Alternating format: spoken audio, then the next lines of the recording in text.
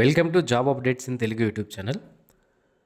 Government of India అండర్టేకింగ్లో work చేసేటువంటి STPI అనే సంస్థలో ఖాళీగా ఉన్నటువంటి వేరియస్ జాబ్స్ను ఫిల్ చేయడానికి అఫీషియల్గా నోటిఫికేషన్ ఎస్టీపీఐ నుంచి విడుదల చేయడం జరిగింది.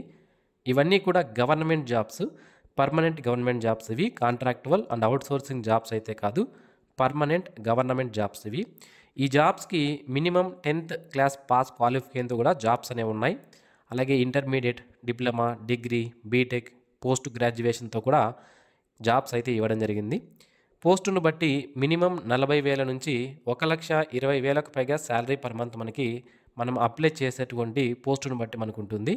అండ్ ఈ జాబ్స్కి ఆంధ్రప్రదేశ్ మరియు తెలంగాణ రాష్ట్రాలకు సంబంధించినటువంటి మేల్ అండ్ ఫిమేల్ క్యాండిడేట్స్ అందరూ కూడా అప్లికేషన్ చేసుకోవచ్చు.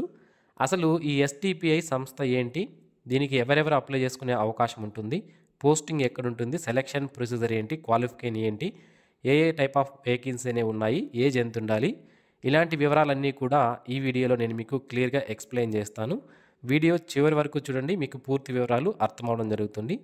అలాగే ఇంతవరకు ఎవరైతే మన ఛానల్కు సబ్స్క్రైబ్ చేసుకోలేదో, ఇలాంటి డైలీ ఫాస్ట్ జాబ్ అప్డేట్స్ మీరు మిస్ అవ్వకుండా పొందాలి అనుకుంటే ఇప్పుడే మన యూట్యూబ్ ఛానల్కి సబ్స్క్రైబ్ చేసుకోండి.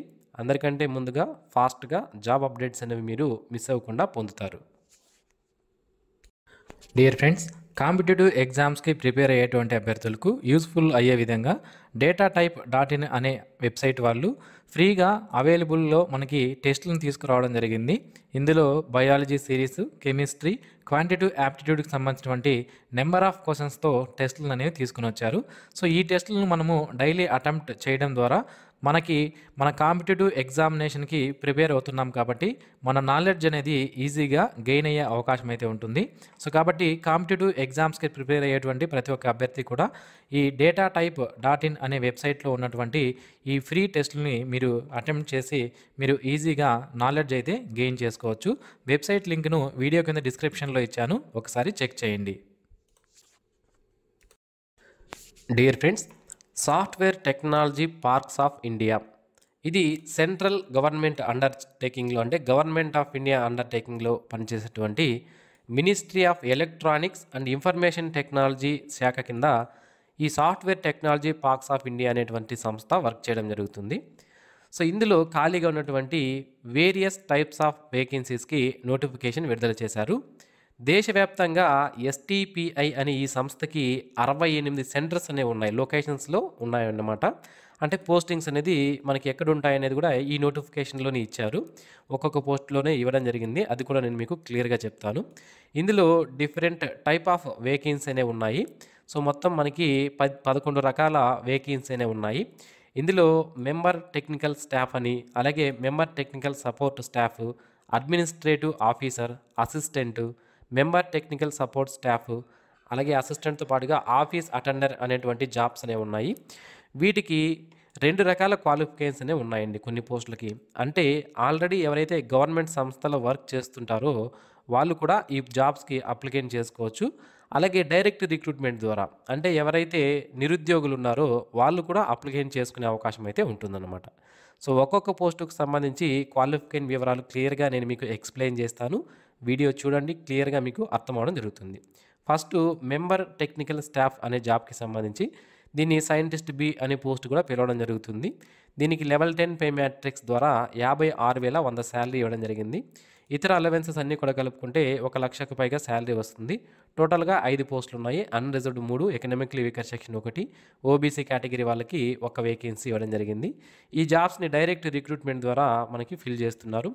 ఈ జాబ్స్కి అప్లికేషన్ చేయాలి అంటే డిగ్రీ ఇన్ ఇంజనీరింగ్, ఎలక్ట్రానిక్స్లో కానీ, ఎలక్ట్రికల్లో కానీ, ఎలక్ట్రానిక్స్ అండ్ కమ్యూనికేషన్లో కానీ, టెలికమ్యూనికేషన్లో కానీ, కంప్యూటర్ సైన్స్ లేదా ఇన్ఫర్మేషన్ టెక్నాలజీలో చేసిన వాళ్ళు, లేదా మాస్టర్స్ ఇన్ కంప్యూటర్ అప్లికేషన్స్ చేసిన వాళ్ళు, లేదా ఎంఎస్సి విత్ ఫిజిక్స్ లేదా మ్యాథమెటిక్స్ లేదా స్టాటిస్టిక్స్ లేదా కంప్యూటర్ సైన్స్ లేదా ఎలక్ట్రానిక్స్ లేదా అప్లైడ్ ఎలక్ట్రానిక్స్ లేదా ఇన్ఫర్మేషన్ టెక్నాలజీలో చేసిన వాళ్ళు అప్లికేషన్ చేసుకోవచ్చు. ఎంటెక్ చేసిన వాళ్ళు కూడా అప్లై చేసుకునే అవకాశం అయితే ఉంటుంది. పిహెచ్డీ చేసిన వాళ్ళు కూడా దీనికి అప్లికేషన్ చేసుకోవచ్చు. సో నెక్స్ట్ వేకెన్సీ వచ్చి మనకి మెంబర్ టెక్నికల్ సపోర్ట్ స్టాఫ్. ఇందులో 2 వేకెన్సీ ఇవ్వడం జరిగింది. ఒకటి బెంగళూరు, 2 కూడా బెంగళూరులోనే ఉన్నాయి. అబ్సార్ప్షన్ లేదా డైరెక్ట్ రిక్రూట్మెంట్ ద్వారా మనకి ఈ 2 రకాల ద్వారా మనకి తీసుకుంటున్నారు. అయితే డైరెక్ట్ రిక్రూట్మెంట్ ద్వారా అంటే నిరుద్యోగులు అప్లై చేసుకునేదానికి డిప్లొమా ఇన్ ఎలక్ట్రానిక్స్ లేదా కంప్యూటర్ సైన్స్ లేదా ఇన్ఫర్మేషన్ టెక్నాలజీ లేదా టెలికమ్యూనికేషన్లో చేసిన వాళ్ళు లేదా డిగ్రీ ఇన్ ఎలక్ట్రానిక్స్ లేదా కంప్యూటర్ సైన్స్ లేదా కంప్యూటర్ అప్లికేషన్స్ లేదా ఐటీ చేసిన వాళ్ళు ఈ జాబ్కి అప్లికేషన్ చేసుకోవచ్చు.